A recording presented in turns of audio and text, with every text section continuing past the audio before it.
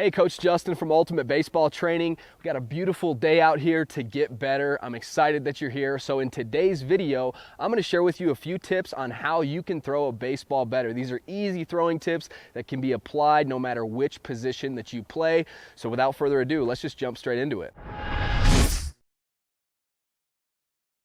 The very first throwing tip that I have for you in today's video is keep everything in tight to your body. And this applies when you're throwing or hitting, because when everything is tight to your body, that's where you're strong. That's where you have control. It's the same with hitting. When we keep everything connected and tight in here to our body, we're stronger there, we have more control. Hitting wise, we don't have any control when we let everything get away. We cast like this when everything's away from our body. It's the same with throwing. So I don't care if you're an infielder or an outfielder, whatever position that you play. Let's say that you're an infielder, right? When you field the ground ball, it's very important, right, left, I get into a good fielding position, I field that ground ball. It's very important to funnel and bring that in close to my body, because if I just keep it out here like this, I don't have any control like this. When I field it and everything's away from my body like this, I have absolutely zero control and the ball can fumble around and go everywhere. So as an infielder, it's important. You field the ground ball, bring it in tight to your body. That's where you have control. That's where you can get ready to throw in a good throwing position. Outfield, it's the same way, same thing. So outfielders, if you make a catch, let's say I make a catch up here and everything is away from my body like this, I don't have any control here, and that's not a very powerful throwing position. This right here. What would be a better throwing position is if I make the catch, and what do? I bring everything tight to my body. So infielders and outfielders, you'll see them. Infielders, you're gonna field the ground ball and eventually get to a position like this. Outfielders, you're gonna catch a fly ball and eventually bring everything in tight to your body. Or a ground ball in the outfield, same way. You're gonna field it, and before you throw, get into a good throwing position. But bottom line, keep everything close to your body, where you're strong, where you're powerful, and where you have control. All right, the next throwing tip that I have for you, this is a biggie. This is something that's probably contrary to what you've been taught. I know this is absolutely different than what I was taught when I was a younger player. Let me get into it. So in the throwing motion, let's just say I'm playing catch. I was always taught, you break your hands equal and opposites, which is true. But with this backhand, when you take the ball out of your glove, I was always taught to point the ball towards center field or show the ball to the second baseman like this. So you end up, after you take your stride towards your target, you end up getting into a position similar to this. And that is not a healthy throwing position.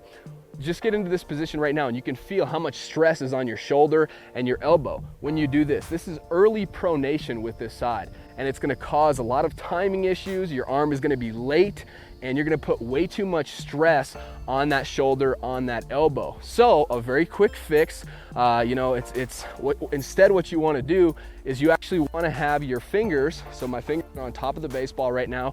When my hands do break that equal and opposites, I want my fingers to be on top of the ball and pointing towards the ground.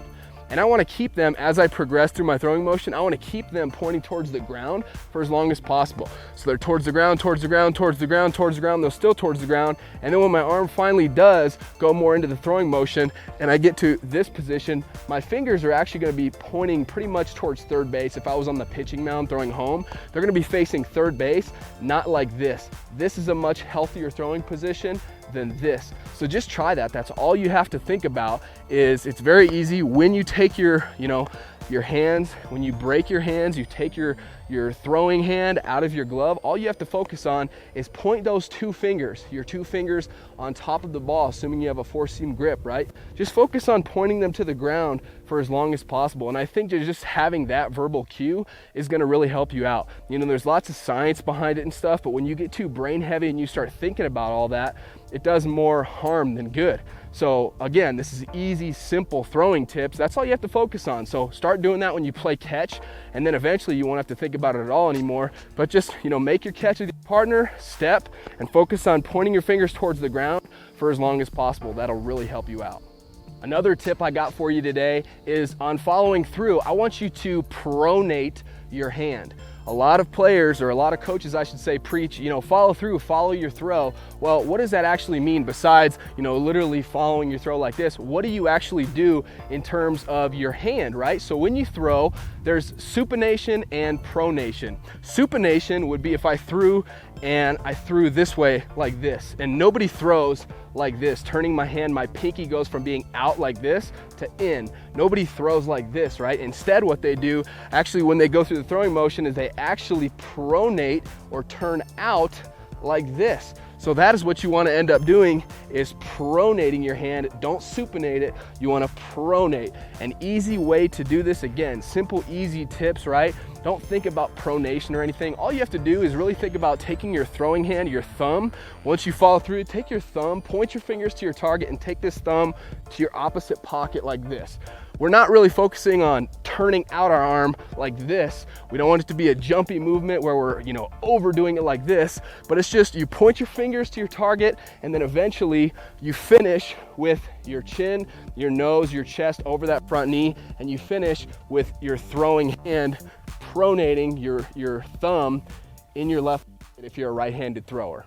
I hope you enjoyed the video, and really quickly before you go, I want to share with you a brand new free gift that I created for you. I like to call it the Elite Velocity Protocol. Inside the Elite Velocity Protocol, you are going to learn 4 secrets that all high velocity throwers know that you don't know yet. But I promise you, I'm going to share with you all 4 secrets 100% free. All you have to do to grab the Elite Velocity Protocol, just click on that very first link below me in the description.